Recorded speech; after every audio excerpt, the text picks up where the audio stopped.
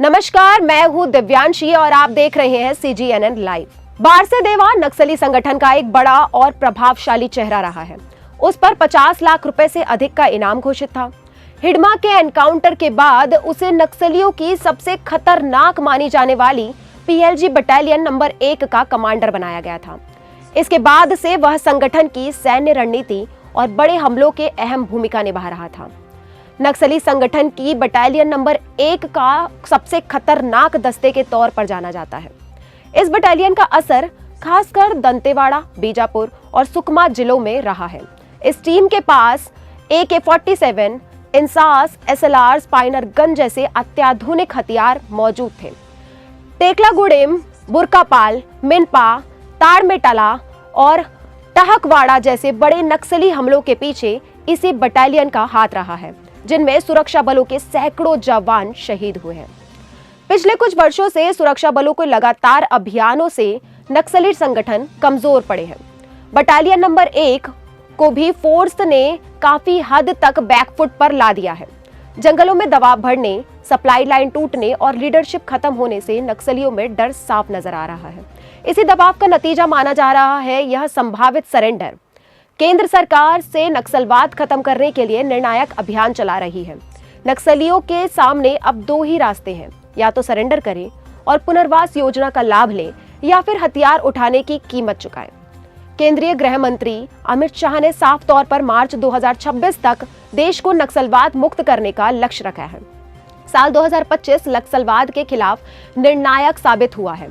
इस साल जहां माओवादी के मांद में घुसकर जवानों ने उन्हें मारा है, वहीं बसव राजू, हिडमा, शंकर देवजी जैसे कुख्यात नक्सली मारे गए हैं। वहीं कई बड़े नक्सली कमांडरों के साथ आत्मसमर्पण ने नक्सलियों के कमर तोड़ दी है। सुरक्षा बलों ने सैकड़ों माओवादियों को ढेर किया। वहीं सरकार की पुनर्वास नीति से प्रभावित होकर करीब 500 नक्सलियों ने आत्मसमर्पण किया।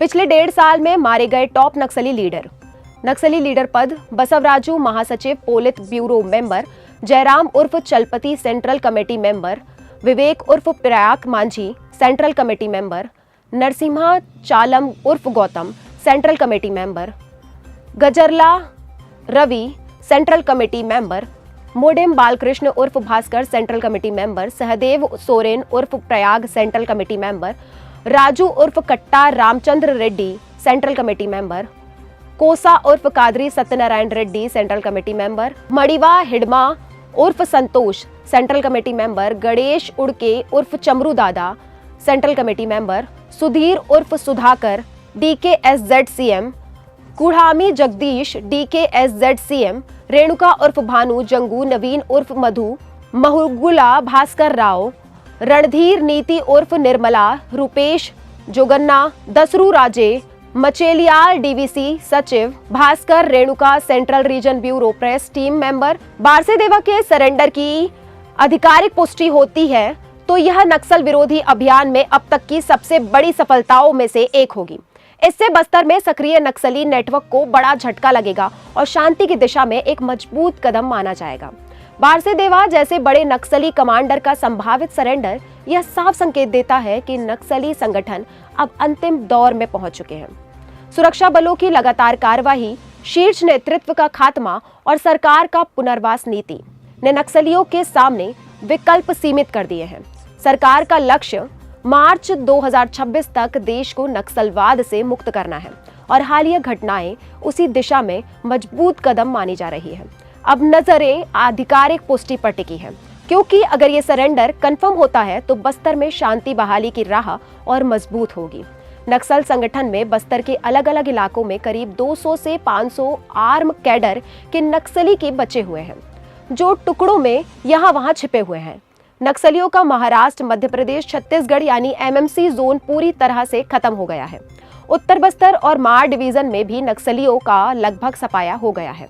अब फोर्स के लिए इन 90 दिनों में दक्षिण बस्तर डिवीजन को नक्सल मुक्त कराना ही सबसे बड़ी चुनौती है।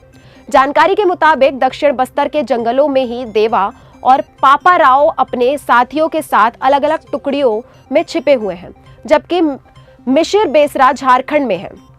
कुछ समय पहले देवजी की लोकेशन तेलंगाना, आंध्र प्रदेश और छत्तीसगढ़ के ट्राई जंक्शन में थी।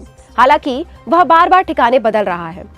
इन 90 दिनों में अगर ये 5 से 6 बड़े नक्सली मारे जाते हैं या सरेंडर करते हैं तो बस्तर के फ्रंट लाइन के सभी टॉप लीडर्स खत्म हो जाएंगे। तो बस्तर में शांति बहाली की राह और मजबूत होगी। खबर अच्छी लगे तो लाइक करें और शेयर जरूर कीजिए। फिलहाल के लिए मुझे दीजिए इजाजत, फिर मुलाकात होगी नए वीडियो के साथ।